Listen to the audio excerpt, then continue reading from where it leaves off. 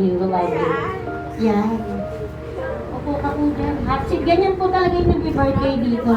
Ilalagay ko muna itong malaking regalo. Di ba birthday mo? Ayan. Okay, birthday mo? Meron ka, may pa-shot. Saka naman po natin ang ating may kaarawan. May birthday yan. Yun. Yan. You are good. Ate Rachel, tingnan mo muna bago may harap sa kanila.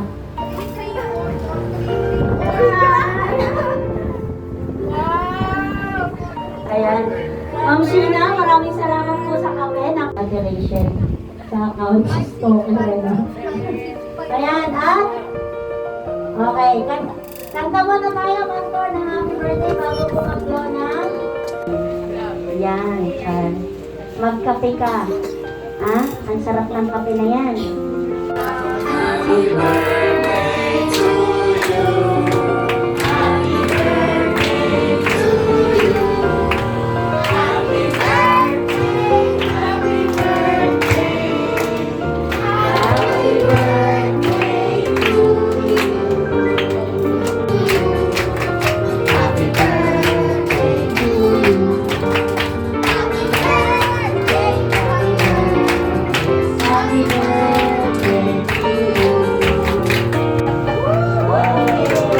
Ayan, happy birthday to Rachel. Next to naman, Rachel, love you. Alam po ninyo si Rachel, hindi pa lang na 60 ka na po na. 50 ka na. Parang 51 lang? Parang 25 years old na. Isa lang masasabi ko, alam niyo po si Rachel ay ito yung lingkod ng Diyos na all the time. Pag tinawag mo siya, lagi siyang nandiyan kagad kahit sa gusto.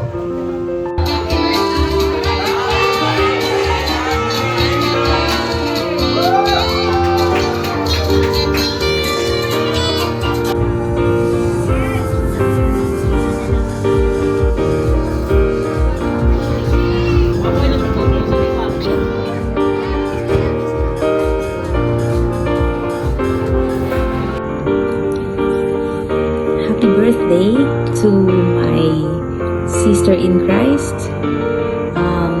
my right hand, and at the same time, the Pamplona Yemilif Church, Miss Congeniality.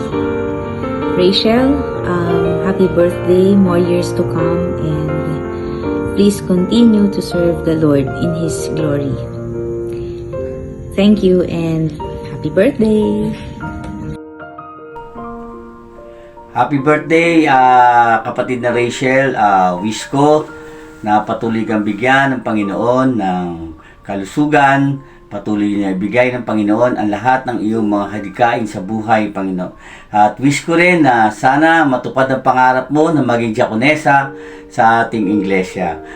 Muli kapatid, happy birthday. God bless you more. Happy birthday to you. Happy na birthday pa. Happy birthday, Rachel. Surprise! Talaga naman, mahal na mahal ka ng receiver Yemilif Church, no? Ginulat ka nila at sinorpresa ka. Kaya naman, dahil yan ay sa pagmamahal mo sa kanila at sinusuklian ka rin nila ng pagmamahal. Ikaw ang Marta ng Yemilif, ng Pamplona Yemilif Church. Ginagamit ka ng Panginoon to feed, no, pakainin ang maraming anak ng Diyos. Kaya naman alam ko na ahaba pang iyong buhay at dahil dyan sa ministry mong yan ay ipagkakaloob sa iyo ng Diyos ang anumang naisin ng iyong puso, no? Siyempre, ayon din naman sa kalooban ng Panginoon at sa ikabubuti mo. Kaya ang panalangin ko, ipagpatuloy mo ang iyong paglilingkod, lalo't higit ipagpatuloy mo ang iyong matutunog na halakhak na nagbibigay sa iyo ng kasiglahan at mapanatiling beauty, no? Mapanatili kang bata, di ba? Kaya laughter is the best medicine. Kaya huwag kang masyadong padadala sa mga problema. Kayang-kaya yan ni Lord, tutulungan ka niya. So, happy birthday, sister! Hi Rachel, happy birthday! Isang maligayang kaarawan sa pinakamasipag na kababaihan ng Pamplona. Tunay na naging inspirasyon ka sa marami. Salamat sa tibay mo, sa determinasyon mo sa harap ng mga pagsubok ng buhay. Ang dalangin ko, naway punuin ka ng Panginoon ng kagalakan, ng kapayapaan, at ng everything good sa araw na ito, na special sa iyo, sa mga darating pang araw. Nawa, hindi ka panghihinaan kung ikaw man ay nakakakita, nakakarinig ng mga bagay na hindi naayon sa kagustuhan. Kasama yan sa paghubog sa atin bilang mga mananampalataya. Again, bukod doon sa siyempre yung happiness and mga ma-overcome mo yung mga challenges, dalangin ko ay good health para sa iyo. Kasi alam ko na malaki ang role mo sa mga gawain natin sa church. Tunay na nakita ko na yung wala kang kapaguran. Wala kang kapaguran. Maaasahan ka sa maraming bagay. Ano pa ba? Basta, ang lahat ng wish ko sa iyo, lahat maging maayos sa kung ano man yung mga meron ka mang fear, meron ka mang dinadala ngayon sa buhay. Lift them up to the Lord at alam ko hindi ka niya pababayaan. Ang isang tapat na anak ng Diyos ay hindi pinababayaan ng ating Panginoon. Again, happy birthday. God bless. Ulit pinahiyaan na ako ng lahat para ipaglingkod ko para sa Panginoon. At very thankful po ako sa receiver kasi talagang pinapalagay niyo ako lagi. Hey!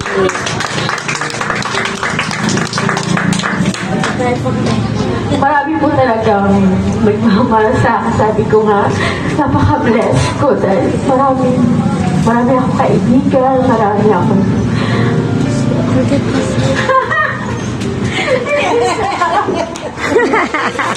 I love it! Oh! Thank you very much. Thank you po sa inyong lahat dahil lagi kayo nandyan para sa akin. Maraming salamat sa binigay niyong celebration sa akin today. Sobrang talaga surprise ako. Thank you po. Thank you po, Pastor Medyo. Thank you po sa mga kapatiran na nandito po. Maraming po salamat. To God be the glory. Thank you. Saan yung ating paborito niyo po yung chibi? Gano'n Ulit pinahiyaan na ako ng lahat para ipaglingkod ko para sa Panginoon. At very thankful po ako sa receiver kasi talagang pinapalagay niyo ako lagi. Hey!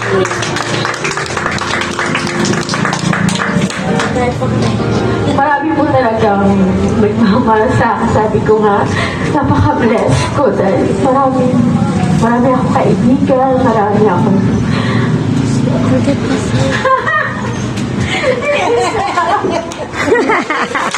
I love it! Oh!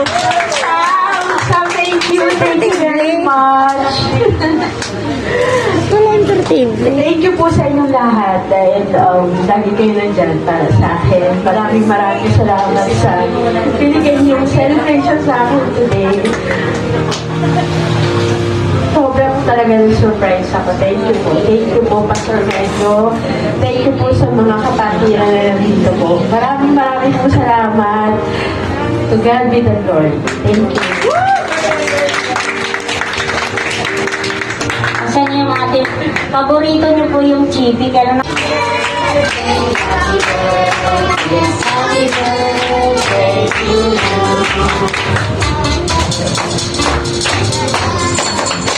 Okay, ikaw wish muna before you blow the candle.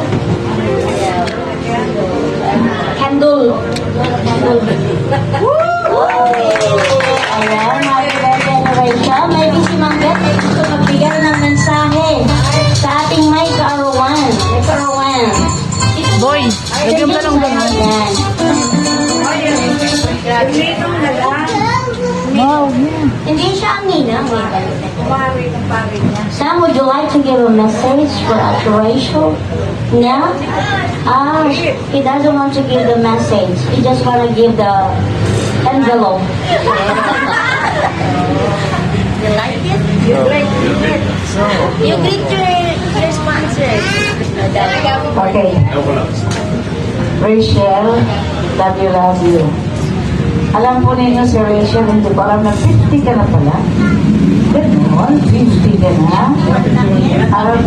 Parang 25 years old ka.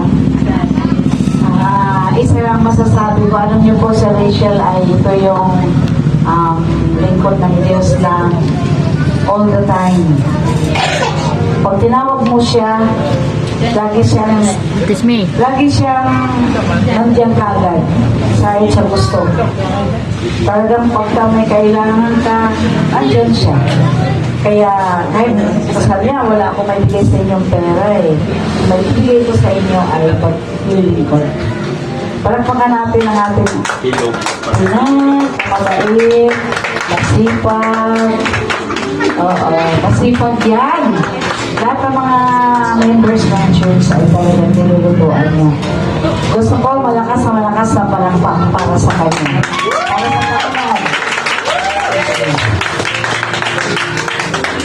Ano ang masasabi mo sa mahirap lang na church?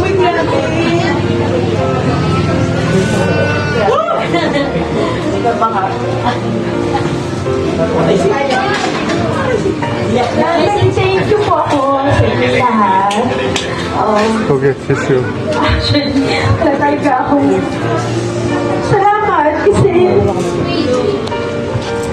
buti pa kayo naalala niyo ako. Masama ka namin.